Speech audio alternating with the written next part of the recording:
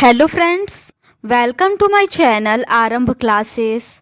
आज के इस वीडियो में हम लोग एनसीईआरटी 360 डिग्री के पॉलिटिकल साइंस के क्वेश्चंस का डिस्कशन आपके साथ करेंगे।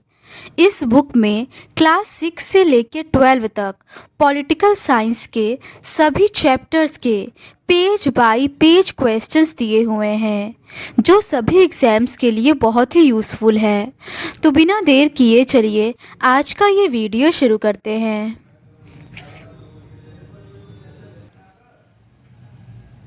क्लास 12th के पहली बुक के क्वेश्चंस का डिस्कशन हम लोगों ने इस सीरीज़ के प्रीवियस पार्ट में कर लिया है। आज हम लोग उसके आगे के क्वेश्चंस का डिस्कशन आपके साथ करेंगे। आगे के प्रश्न क्लास 12th के दूसरी बुक से रिलेटेड हैं।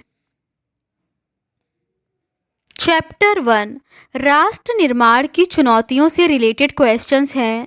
पहला है सन डैश के 14-15 अगस्त की मध्यरात्रि को हिंदुस्तान आज़ाद हुआ। इसका सही आंसर है ऑप्शन बी 1947। सन 1947 के 14-15 अगस्त की मध्यरात्रि को हिंदुस्तान आज़ाद हुआ। स्वतंत्र भारत के प्रथम प्रधानमंत्री जवाहरलाल नेहरू ने इस रात संविधान सभा के एक विशेष सत्र को संबोधित किया था।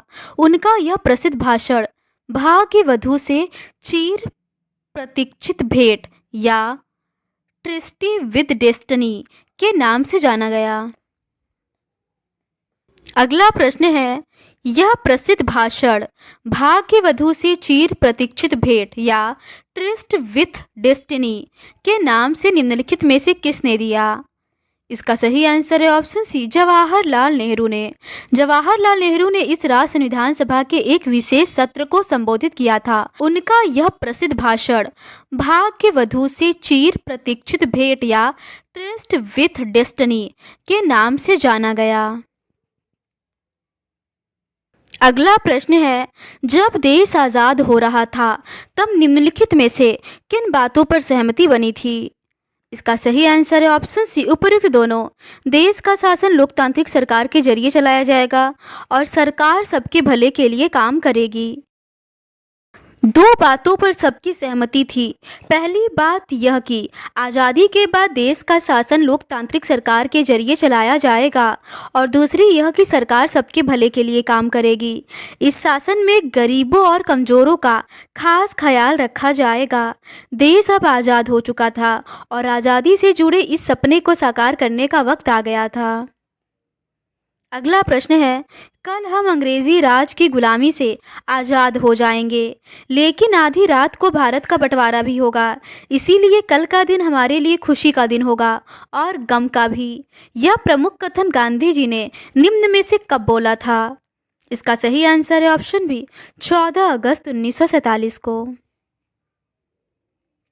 कल हम अंग्रेजी राज की गुलामी से आज़ाद हो जाएंगे, लेकिन आधी रात को भारत का बंटवारा भी होगा। इसीलिए कल का दिन हमारे लिए खुशी का दिन होगा और गम का भी। ये महात्मा गांधी ने 14 अगस्त 1947 को कलकत्ता में कहा था। अगला प्रश्न है, नक्शे फरियादी, दस्त-ए-सबा तथा जिंदानामा ये प्रमुख कविता के लेखक निम्न में से कौन थे? इसका सही आंसर है ऑप्शन ए फैज़ अहमद फैज़। फैज़ अहमद फैज़ का जन्म सियालकोट में हुआ था। ये विभाजन के बाद पाकिस्तान में रहे। वामपंथी रुझान के कारण उनका पाकिस्तानी शासन तंत्र से हमेशा टकराव बना रहा। लंबा समय कारावास में गुजरा। नक्शे फरियादी, दस्त-ए-सबा तथा जिंदानामा उनके प्रमुख कविता संग्रह हैं। 20वीं शताब्दी के दक्षिण एशियाई कवियों में फैज़ बहुत ऊंचा स्थान रखते हैं। अगला प्रश्न है, अमृता प्रीतम डैश भाषा की प्रमुख कवित्री थी। इसका सही आंसर है ऑप्शन सी पंजाबी। अमृता प्रीतम पंजाबी भाषा की प्रमुख कवित्री और कथाकार थी। साहित्यिक उपलब्धियों के लिए साहित्य अकादमी मिला था। इन्हें पद्मश्री और ज्ञानपीठ पुरस्कार मिला था। विभाजन के बाद दिल्ली में निवास किया। जीवन के अंतिम समय तक पंजाबी की साहित्यिक पत्रिका नागमणि का संपादन किया। अगला प्रश्न है, बांग्लादेश का पुराना नाम निम्न में से क्या था? इसका सही आंसर है ऑप्शन ए पूर्वी बंगाल। पहले जिसे पूर्वी बंगाल कहा जाता था वही आज का बांग्लादेश है। अगला प्रश्न है, खान अब्दुल गफ्फार खां को अन्य किस नाम से जानते हैं? इसका सही आंसर है ऑप्शन बी सीमांत गांधी। खान अब्दुल गफ्फार खां पश्चिमोत्तर सीमा प्रांत के निर्विवाद नेता थे। उनकी प्रसिद्धि सीमांत गांधी के रूप में थी और वे द्विराष्ट्र सिद्धांत के एकदम खिलाफ थे। संयोग से उनकी आवाज़ की अनदेखी की गई और पश्चिमोत्तर सीमा प्रांत को पाकिस्तान में शामिल मान लिया गया। अगला प्रश्न है, विभाजन के बाद 1951 के वक्त भारत की कुल आबादी में डैश फीसदी मुसलमान थे। इसका सही आंसर है ऑप्शन सी 12%। विभाजन के दौरान बड़ी संख्या में मुस्लिम आबादी पाकिस्तान में चली गई। इसके बावजूद 1951 के वक्त भारत की कुल आबादी में 12% मुसलमान थे। ऐसे में यह सवाल था कि भारत अपने मुसलमान नागरिकों तथा दूसरे धार्मिक अल्पसंख्यकों जैसे सिख, ईसाई, जैन, बौद्ध, पारसी और यहूदियों के साथ क्या बर्ताव करे। बंटवारे के कारण हिंदू और मुसलमान के बीच तनाव पहले से ही कायम था। अगला प्रश्न है, गांधी जी को नाथूराम विनायक गोडसे ने संध्याकालीन प्रार्थना के समय कब गोली से मारा था? इसका सही आंसर है ऑप्शन ए 30 जनवरी 1948 को। आखिरकार 30 जनवरी 1948 के दिन ऐसा ही एक हिंदू अतिवादी नाथूराम विनायक गोडसे गांधी जी की संध्याकालीन प्रार्थना के समय उनकी तरफ चलता हुआ नज़दीक पहुंच गया। उसने गांधी जी पर 3 गोलियां चलाई और गांधी जी को तत्क्षण मार दिया। इस तरह न्याय और सहिष्णुता को आजीवन समर्पित एक आत्मा का देहावसान हुआ। अगला प्रश्न है, आज़ादी के तुरंत पहले अंग्रेजी शासन ने घोषणा की कि भारत पर ब्रिटिश प्रभुत्व के साथ ही रजवाड़े भी ब्रिटिश अधीनता से आज़ाद हो जाएंगे। तो उस समय रजवाड़ों की कुल संख्या कितनी थी? इसका सही आंसर है ऑप्शन सी 565। आज़ादी के तुरंत पहले अंग्रेजी शासन ने घोषणा की कि भारत पर ब्रिटिश प्रभुत्व के साथ ही रजवाड़े भी ब्रिटिश अधीनता से आज़ाद हो जाएंगे।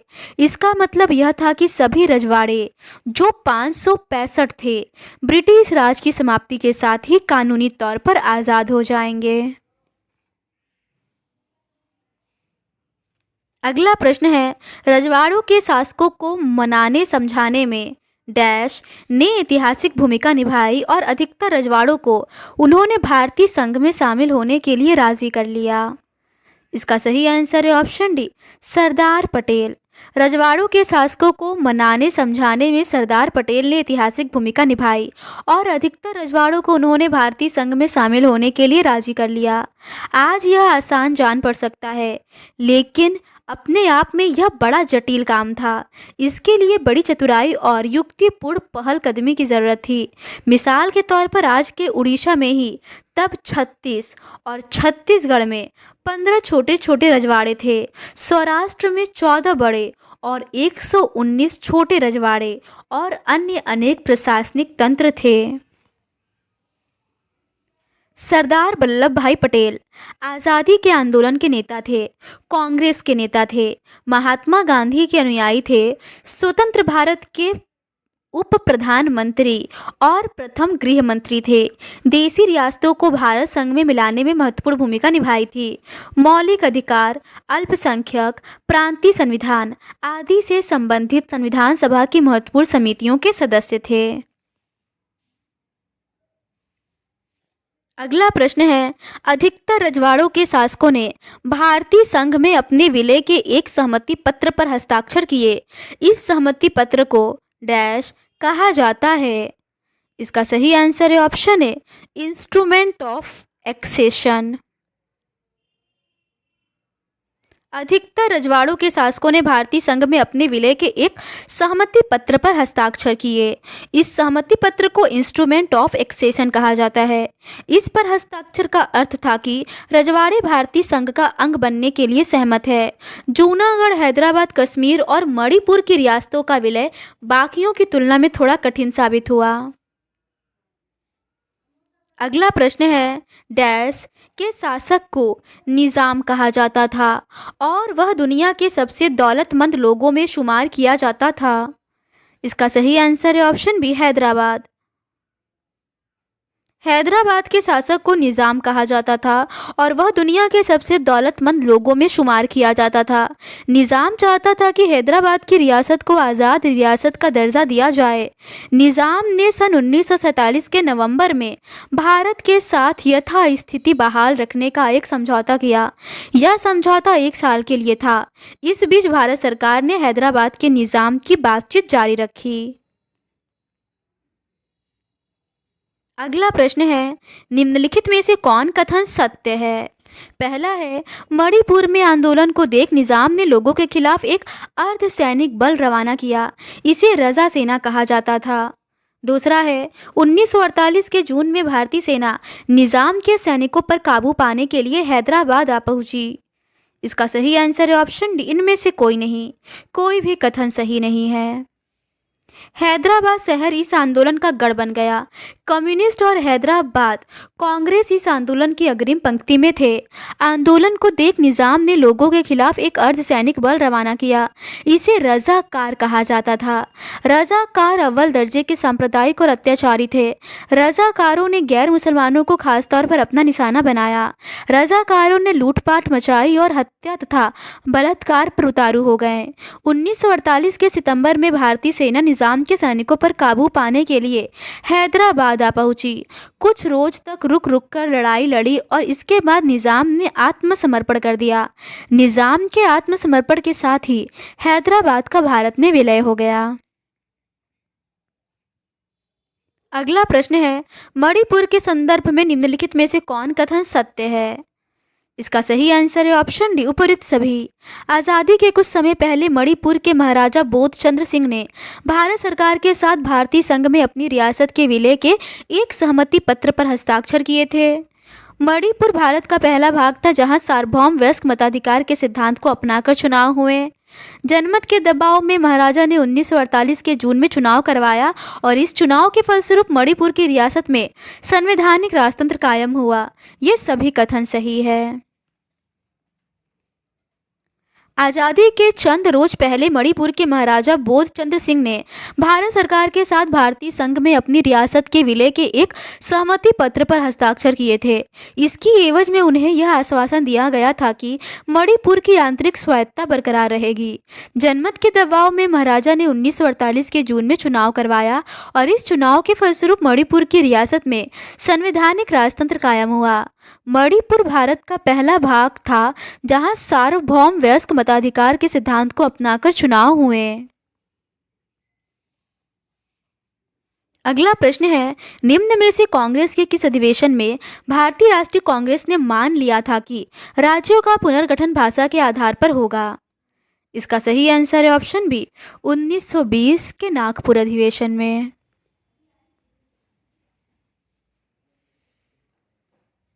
हमारी राष्ट्रीय सरकार ने ऐसे सीमांकन को बनावटी मानकर खारिज कर दिया। उसने भाषा के आधार पर राज्यों के पुनर्गठन का वादा किया। सन 1920 के कांग्रेस का नागपुर अधिवेशन हुआ था। दरअसल इसके बाद से ही इस सिद्धांत को भारतीय राष्ट्रीय कांग्रेस ने मान लिया था कि राज्यों का पुनर्गठन भाषा के आधार पर होगा। अनेक प्रांतीय कांग्रेस समितियों को भाषाई इलाके के आधार पर बनाया गया था और ये समितियां ब्रिटिश इंडिया के प्रशासनिक विभाजन को अपने कामकाज में नहीं बरतती थी। अगला प्रश्न है, राज्यों का पुनर्गठन को लेकर निम्नलिखित में से कौन कथन असत्य है? पहला है, कांग्रेस के नेता और दिग्गज गांधीवादी पोट्टी श्री रामुलु अनिश्चितकालीन भूख हड़ताल पर बैठ गए। 50 दिनों की भूख हड़ताल के बाद उनकी मृत्यु हो गई। दूसरा है, 1952 के दिसंबर में प्रधानमंत्री ने आंध्र प्रदेश नाम से अलग राज्य बनाने की घोषणा की। इसका सही आंसर है ऑप्शन ए, केवल पहला कथन असत्य है। केंद्र सरकार हाँ ना की दुविधा में थी और उसकी इस मनोदशा से इस आंदोलन ने जोर पकड़ा। कांग्रेस के नेता और दिग्गज गांधीवादी पोट्टी श्री रामुलु अनिश्चितकालीन भूख हड़ताल पर बैठ गए। 56 दिन की भूख हड़ताल के बाद उनकी मृत्यु हो गई। इससे बड़ी अव्यवस्था फैली और आंध्र प्रदेश में जगह जगह हिंसक घटनाएं हुई। लोग बड़ी संख्या में सड़कों पर निकल आए। पुलिस फायरिंग में अनेक लोग घायल हुए या मारे गए। मद्रास में अनेक विधायकों ने विद्रोह जताते हुए अपनी सीट से इस्तीफा दे दिया। आखिरकार 1952 के दिसंबर में प्रधानमंत्री ने आंध्र प्रदेश नाम से अलग राज्य बनाने की घोषणा की। पोट्टी श्री रामुलु गांधीवादी कार्यकर्ता नमक सत्याग्रह में भाग लेने के लिए सरकारी नौकरी छोड़ी थी। वैयक्तिक सत्याग्रह में भी भागीदारी निभाई। 1946 में इस मांग को लेकर उपवास पर बैठे कि मद्रास प्रांत के मंदिर दलितों के लिए खोल दिए जाए। आंध्र नाम से अलग राज्य बनाने की मांग को लेकर 19 अक्टूबर 1952 से आमरण अनशन पर बैठे और 15 दिसंबर 1952 को अनशन के दौरान मृत्यु हो गई। अगला प्रश्न है, निम्नलिखित में से केंद्र सरकार ने कब राज्य पुनर्गठन आयोग बनाया? इसका सही आंसर है ऑप्शन बी 1953 में। केंद्र सरकार ने 1953 में राज्य पुनर्गठन आयोग बनाया। इस आयोग का काम राज्यों के सीमांकन के मामले पर गौर करना था। इसने अपनी रिपोर्ट में स्वीकार किया कि राज्यों की सीमाओं का निर्धारण वहां बोली जाने वाली भाषा के आधार पर होना चाहिए। इस आयोग की रिपोर्ट के आधार पर 1956 में राज्य पुनर्गठन अधिनियम पास हुआ। इस अधिनियम के आधार पर 14 राज्य और 6 केंद्र शासित प्रदेश बनाए गए। अगला प्रश्न है, लोकतंत्र को चुनने का अर्थ क्या है? इसका सही आंसर है ऑप्शन डी विभिन्नताओं को पहचानना और स्वीकार करना। लोकतंत्र को चुनने का अर्थ था विभिन्नताओं को पहचानना और उन्हें स्वीकार करना, साथ ही यह मानकर चलना कि विभिन्नताओं में आपसी विरोध भी हो सकते हैं। अगला प्रश्न है, निम्नलिखित में से कौन सा कथन असत्य है? इसका सही आंसर है ऑप्शन बी 1956 में पंजाबी भाषी इलाके को पंजाब राज्य का दर्जा दिया गया और बृहत्तर पंजाब से अलग करके हरियाणा और हिमाचल प्रदेश नाम के राज्य बनाए गए। ये कथन असत्य है। एक प्रयोग द्विभाषी राज्य बम्बई के रूप में किया गया जिसमें गुजराती और मराठी भाषा बोलने वाले लोग थे। एक जन आंदोलन के बाद सन 1960 में महाराष्ट्र और गुजरात राज्य बनाए गए। ये सही है। नागालैंड बहुत पहले यानी 1963 में ही राज्य बन गया था। ये कथन भी सही है। और अलग क्षेत्रीय संस्कृति अथवा विकास के मामले में क्षेत्रीय असंतुलन के सवाल उठाकर अलग राज्य बनाने की मांग की गई, जिसके फलस्वरूप 3 राज्य छत्तीसगढ़, उत्तराखंड और झारखंड सन 2000 में बनाए गए।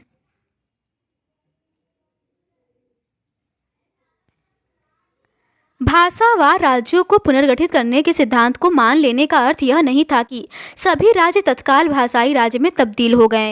एक प्रयोग द्विभाषी राज्य बम्बई के रूप में किया गया जिसमें गुजराती और मराठी बोलने वाले लोग थे।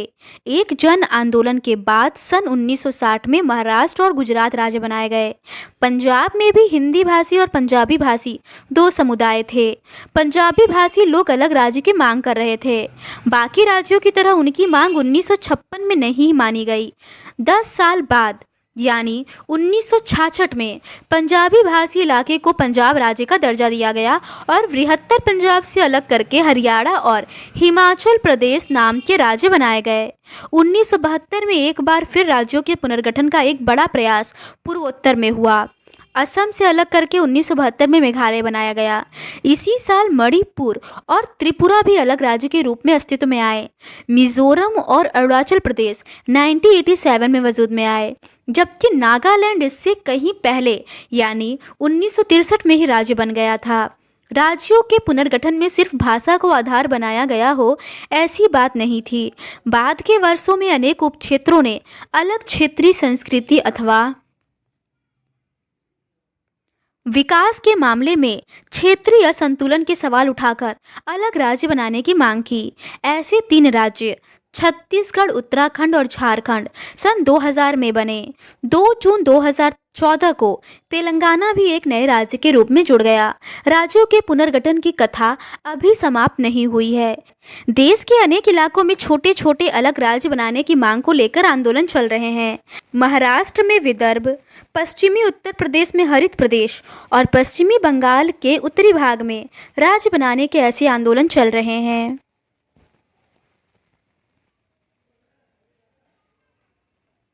तो आज के इस वीडियो में बस इतना ही। इस सीरीज के नेक्स्ट पार्ट में हम लोग चैप्टर 2 एक दल के प्रभुत्व का दौर से रिलेटेड क्वेश्चंस का डिस्कशन आपके साथ करेंगे। अगर आपको ये सीरीज़ पसंद आती है तो please do subscribe to my channel and like this video. Thank you.